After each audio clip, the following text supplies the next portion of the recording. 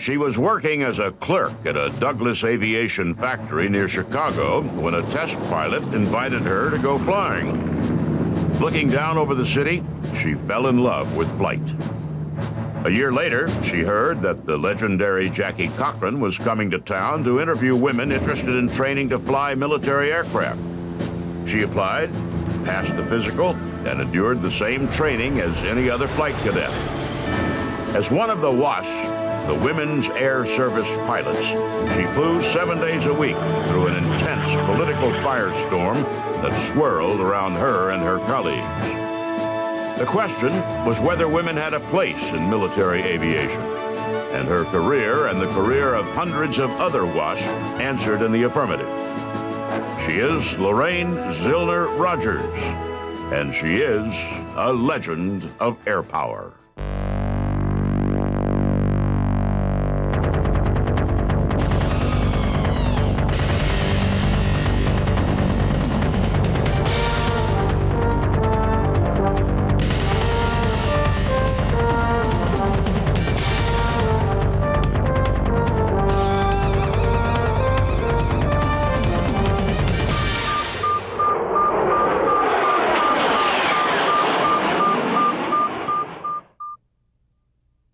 Lorraine Zilner was born in Chicago on September 11, 1920.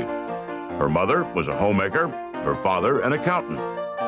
She was an active girl, always playing outside, and the only thing that seemed to bring her to a halt was an airplane passing overhead. The planes from Chicago Municipal used to fly over the house, and when I'd be out in the yard gardening or doing any of those things outside, I'd hear them and look up, wonder where they were going, why, how did that plane stay up there? It was so big. After graduating from the University of Illinois, she returned to Chicago and took a job with the Austin Company, which was building a new factory for Douglas Aviation on what would eventually become O'Hare Field. When the factory was complete, Zilner transferred to Douglas, and one day a test pilot asked her if she'd like to go up for a ride. She jumped at the chance and was, she knew, hooked on aviation. So every weekend I took my earnings and went right out to the local airport, little teeny 2x4 grass runways, and I spent my entire salary on lessons. One day out on the flight line, she heard that the Army was starting a new program that would train female pilots to fly military aircraft. The WASP program was the brainchild of aviatrix Jackie Cochran, who about 1939 came to the conclusion that a lot of people in the United States had, which was that ultimately America would be involved in the war in Europe. Cochran grew up in poverty in Florida, founded a highly successful cosmetics firm, and learned to fly as a way of staying in touch with her far-flung businesses. She had become a famous air racer, breaking dozens of flight records. She was a very generous lady, but I sort of classed her. She couldn't stand tranquility and complacency, like if you were at a dinner table of say 12 people and she was in charge. I don't think she could stand everybody being happy and joyful. She'd have to generate some explosion or something like that to kind of break it up, and that's the way she was. And she was a very aggressive gal, and basically when she wanted to do something, she did it. You didn't want to get between her and it. Soon after winning the Bendix Trophy in 1938, Cochran formulated an idea for a military corps of women that would take over the non-combat flight roles that had always been reserved exclusively for men. Politically astute, Cochran took that idea to First Lady Eleanor Roosevelt, explaining that the WASP, as they came to be known, would free up hundreds of male pilots for combat. Mrs. Roosevelt referred Cochran to General Hap Arnold, who suggested that she have a look at England's Air Transport Auxiliary, which used women to ferry airplanes around Great Britain. His suggestion was more political than heartfelt. He knew full well the firestorm that would result from letting female pilots into the Army Air Force and wanted nothing to do with it.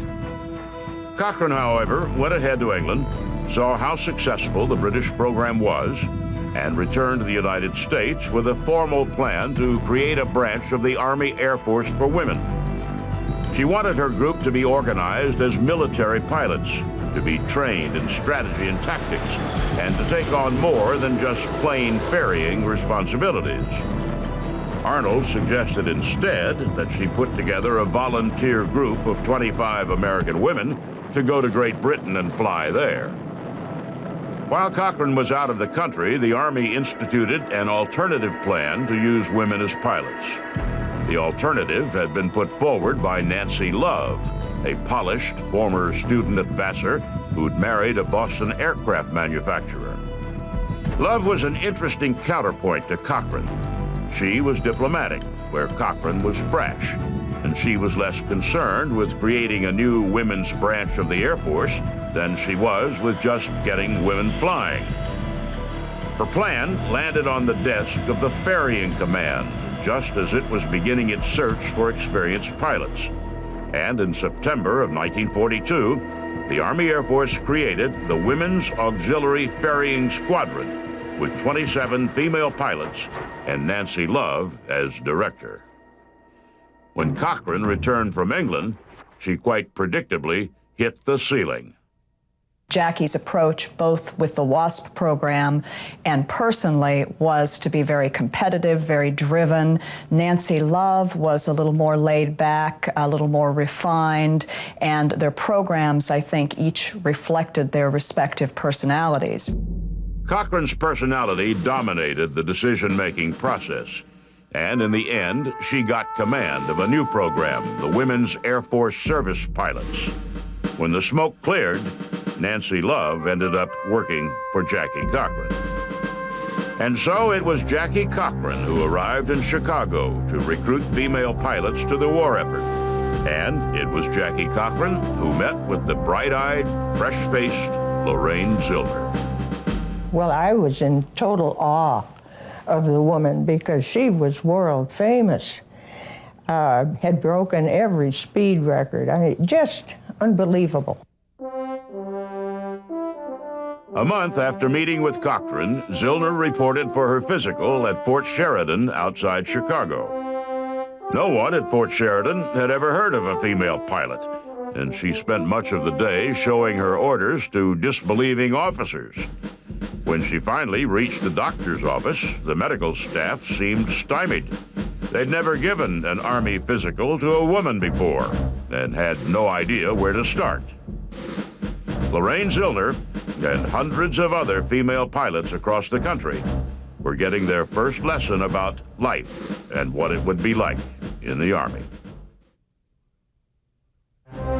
Sweetwater, Texas, where the Women's Air Force Service Pilots set up their training, was like most places where the Air Force conducts its training, dusty, isolated, almost forgotten.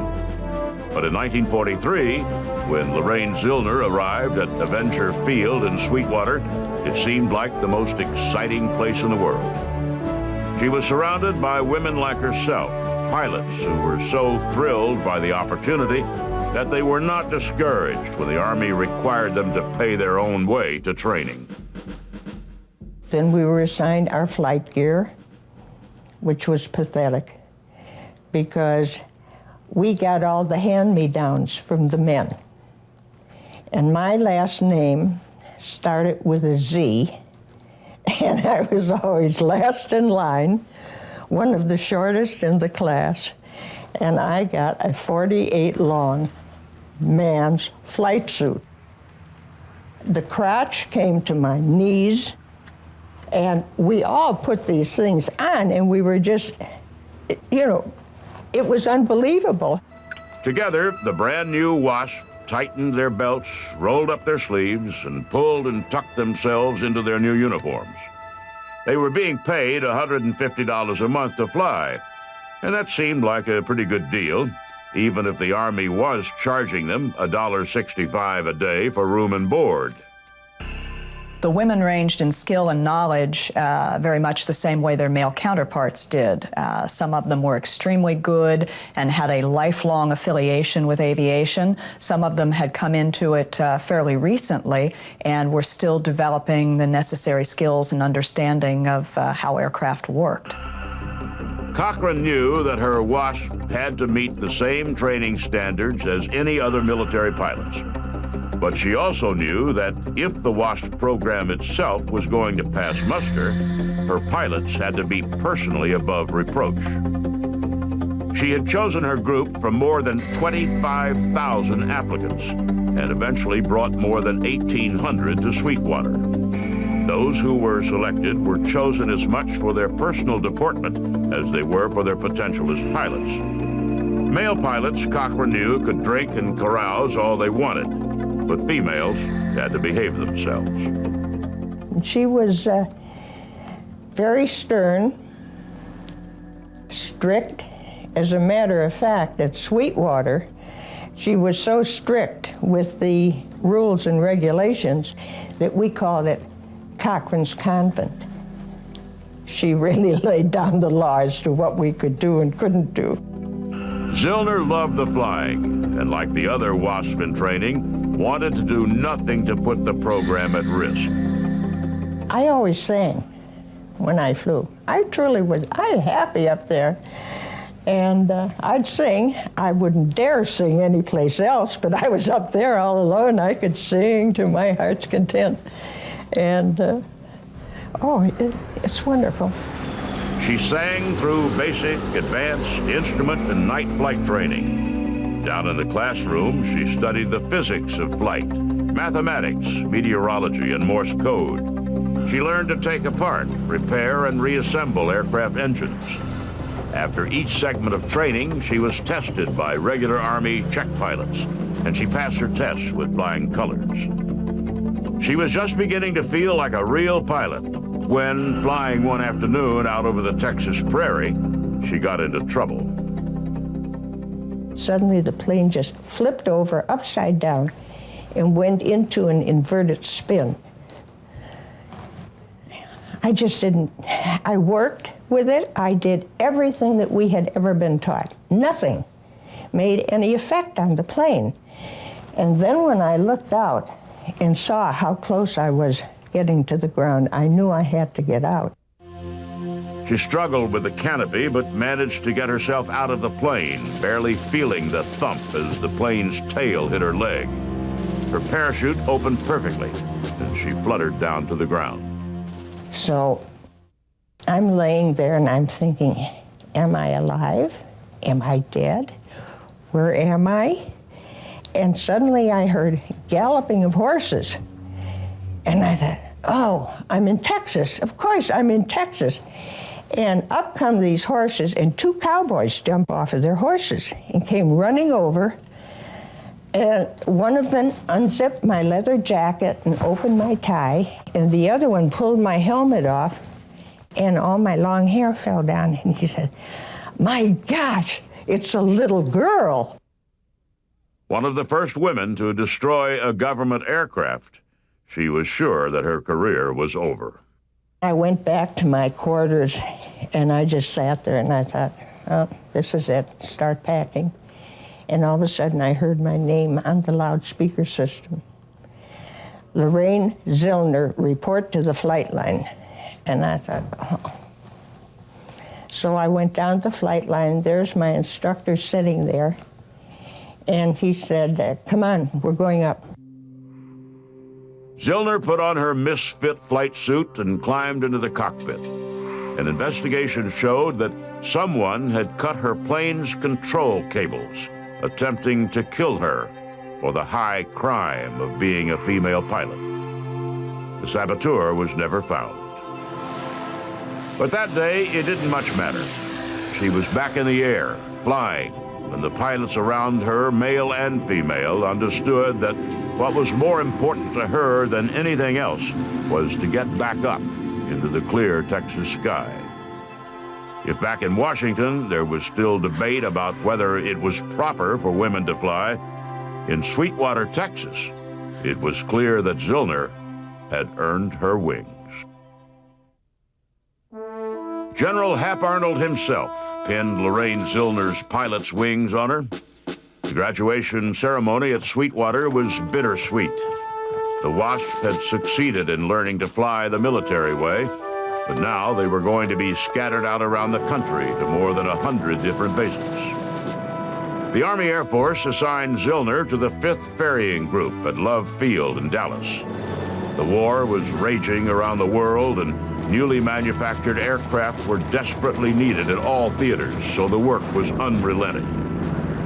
We would pick up our orders in the morning at our squadron commander would give to us, and we would, by ourselves, just take off and go to whatever factory the plane was coming from.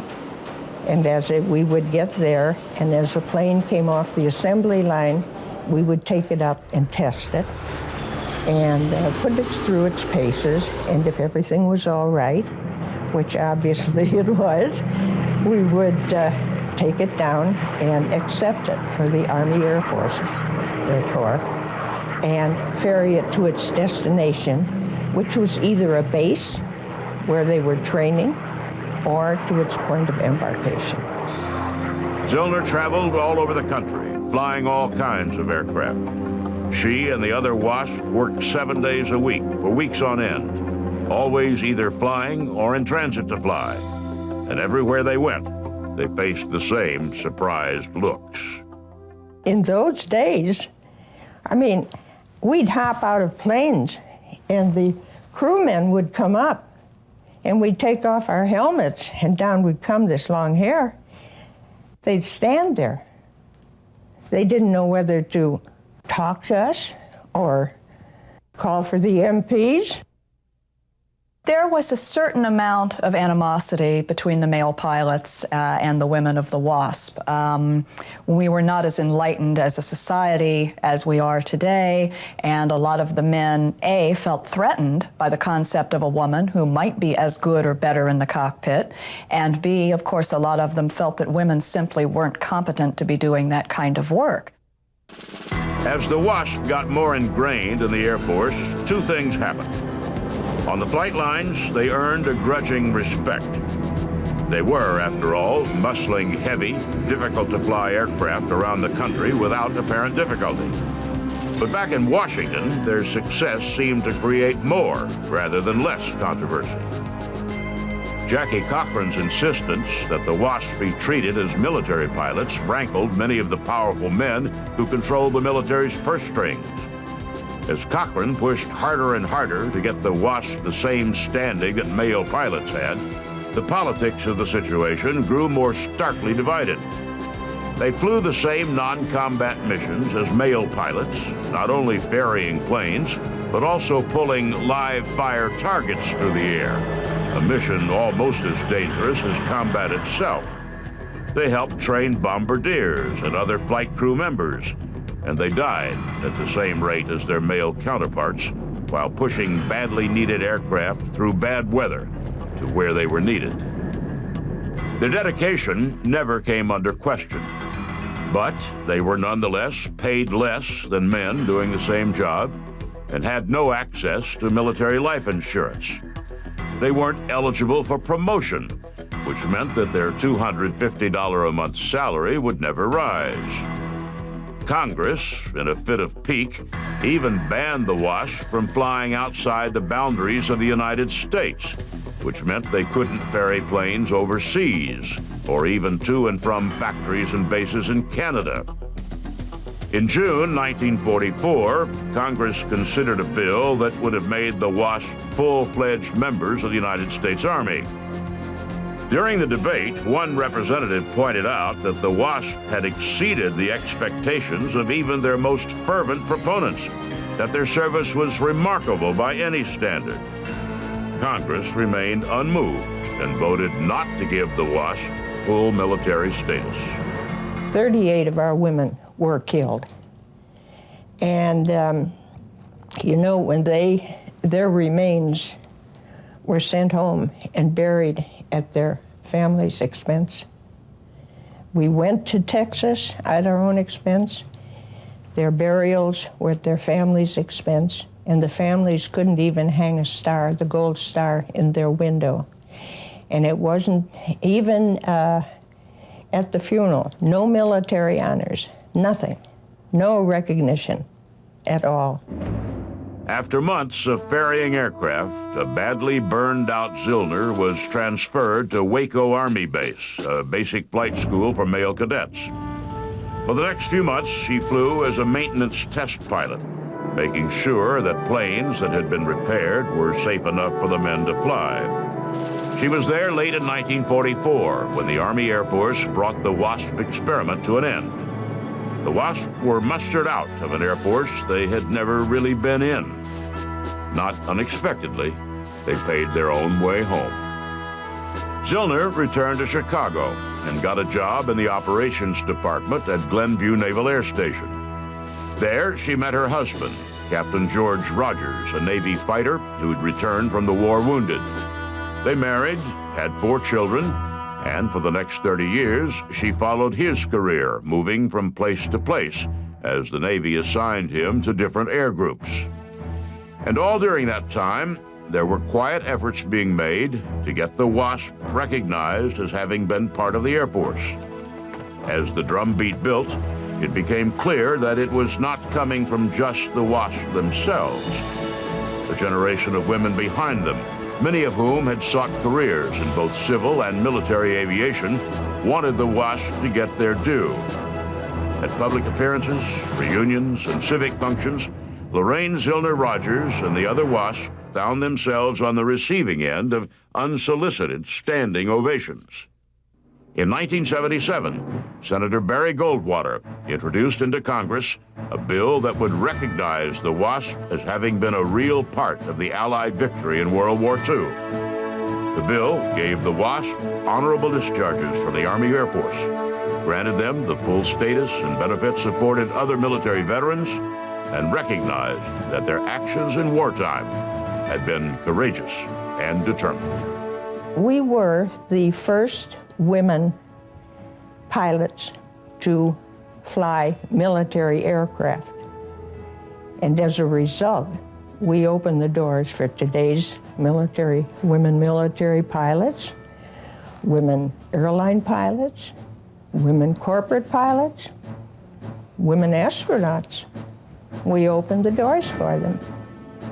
And every time we come in contact with any of them, they always say, "Thank you.